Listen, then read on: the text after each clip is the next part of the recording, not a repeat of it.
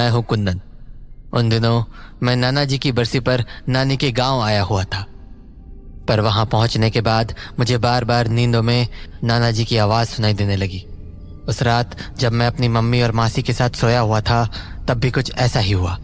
कुंदन बेटा, कुंदन बेटा। और डर के मारे मेरी नींद खुल गई। कमरे में देखा तो मासी और मम्मी आराम से सो रहे थे, तो मुझे लगा मैंने कोई बुरा सपना देखा होगा। पर तभी कुंदन बेटा, कुंदन बेटा। हाँ? इधर आओ, इधर आओ बेटा। हाँ? इधर आओ।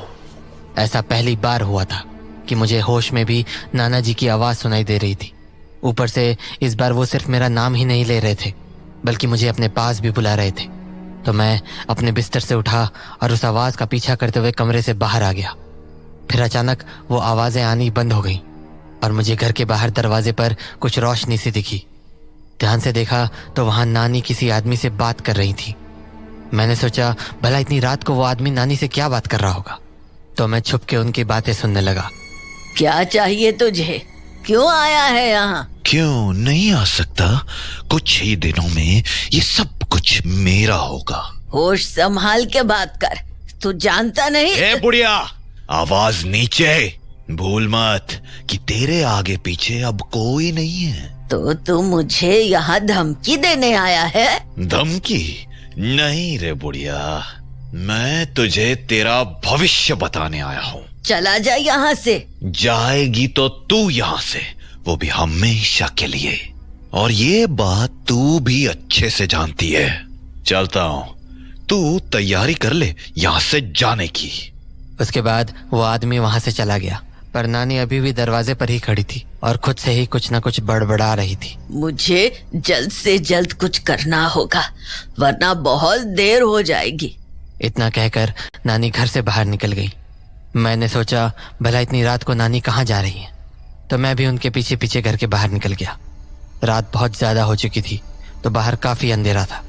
पर तभी मैंने नानी को बगीचे वाले रास्ते की ओर जाते देखा। मैंने उस बगीचे के बारे में मासी से कई बार सुना था कि वहाँ पर रात को कोई नहीं जाता, पर फिर भी मैं डरते डरते नानी के पीछे जाने लगा। कुछ ही देर में मैं बगीचे के पास पहुँच गया और मैंने देखा कि नानी बगीचे के गेट के सामने खड़ी थी। वो बगीचा आज रात भी वैसा ही खौफनाक दिख रहा था। तभी अचानक नानी बगीचे के अंदर चली गई। मुझे तो ये देखकर झटका ही लग गया, क्योंकि अब तक मैंने बगीचे को लेकर जो भी सुना था उससे यही समझ पाया था कि आज तक जो भी बगीचे के अंदर गया वो कभी लौट कर नहीं आया। तो फिर नानी ऐसे कैसे अंदर चली गई? उस बगीचे में हमेशा कोहरा हुआ करता था, पर पता नहीं क्यों अब वो कोहरा छट चुका था। मुझे ये बात काफ़ी अजीब लगी और जब मैं बगीचे के दरवाजे पर पहुंचा तो कोहरा छटने के कारण मुझे बगीचे के अंदर जाता हुआ एक लंबा रास्ता दिखा। मैंने सोचा शायद नानी उसी रास्ते से होती हुई अंदर गई होंगी, तो थोड़ा डरते डरते मैं भी उस बगीचे के अंदर चला गया।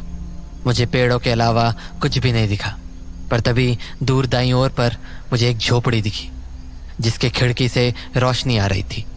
मैंने सोचा कहीं नानी इसी झोपड़ी में तो नहीं है, तो मैं दबे पांव उस झोपड़ी के पास पहुंच गया और खिड़की के अंदर झांकने लगा। वहां मुझे कमरे के अंदर नानी दिखी, जो सामने की दीवार की तरफ मुंह करके खड़ी हुई थी। उनके बगल में एक बड़ा पतीला और एक खटिया पड़ी थी। उस पतीले के नीचे आग भी जल रही थी। खटिए पर कागज के कुछ पन्ने और एक पेन रखा था। नानी ने वो पेन उठाया और एक पन्ने पर कुछ लिखने लगी। फिर वो पन्ना दीवार की ओर करके खड़ी हो गई। मुझे समझ नहीं आया कि आखिर नानी करना क्या चाह रही है। तभी उन्होंने उस पन्ने को वापस खटिए पर रख दिया और उस पतीले को करछी से घुमाने लगी।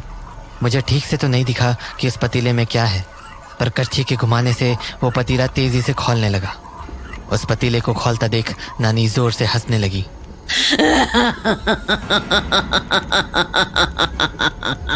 उस हंसी को सुनकर मैं इतना डर गया कि मेरे मुंह से आवाज निकल गई। मेरी आवाज सुनते ही नानी पीछे मुड़कर देखने लगी, पर तभी मैं खिड़की के बगल में छुप गया और कुछ देर बिना कोई आवाज किए वहीं खड़ा रहा। थोड़ी देर तक जब कोई हलचल नहीं हुई तो मैं वहां से निकल गया और भागा भागा घर पर पहुंचा। लेकिन दरवाजे पर मेरी मासी खड़ी थी और वो बहुत ज्यादा गुस्से में लग रही थी। हाँ? मासी? कुंदन, कहाँ थे तुम? मासी, मैं वो कहाँ थे तुम? तुमसे मना किया था ना मैंने रात को बाहर जाने से। मासी वो कुंदन, सच सच बताओ, तुम बगीचे के पास तो नहीं गए थे ना? मासी मासी क्या मासी? बताओ मुझे। नहीं मासी। तो कहाँ थे तुम? मासी वो क्या वो? चुपचाप अंदर चलो। तो मैं जाकर अपने बिस्तर पर लेट गया और सोने का नाटक करने लगा। पर मेरा शरीर अब भी कांप रहा था, क्योंकि मेरी जान तो ये सोचकर निकली जा रही थी कि कहीं बगीचे में नानी ने मुझे देख न लिया हो। इसी डर में मेरी आंख कब लग गई मुझे पता भी नहीं चला। अगली सुबह जब मेरी नींद खुली तो मासी मेरे बगल में ही बैठी हुई थी। मासी उठ गए तुम? मैं तुम्हारे उठने का ही इंतजार कर रही थी। मासी अब बताओ, कल रात बाहर क्यों गए थे तुम? मासी मैं मना किया था ना रात को घर से बाहर जाने से, फिर क्यों गए थे बाहर? मासी वो मुझे ना रात को किसी की आवाज आती है। आवाज आती है? हाँ। किसकी आवाज? वो नाना की। नाना की? हाँ मासी, मैं जब से यहाँ आया हूँ तब से ही। अच्छा। हाँ मासी, और इसी वजह से मैं रात को ठीक से सो नहीं पाता हूँ। हर रात मुझे लगता है कि नाना मुझे बुला रहे हैं। देखो, ऐसा कभी कभी हो जाता है। हाँ? मतलब जब हम किसी चीज के बारे में ज्यादा सोचते हैं तो कभी कभी हमारे सपने में वैसा ही कुछ दिखने लगता है। ऐसा हम लोगों के साथ भी कई बार हुआ है।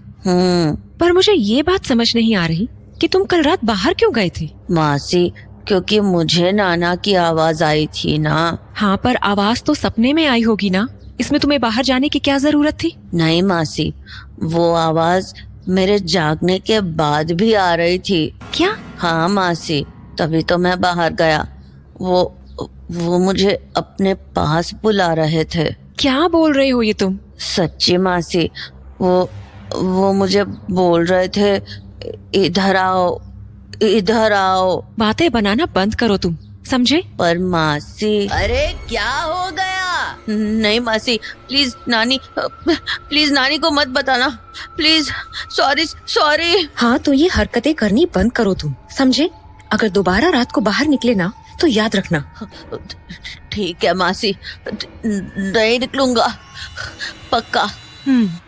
उस रोज तो मैंने मासी को किसी तरह मना लिया, पर मुझे नानी का डर मन ही मन खाए जा रहा था और शायद इसीलिए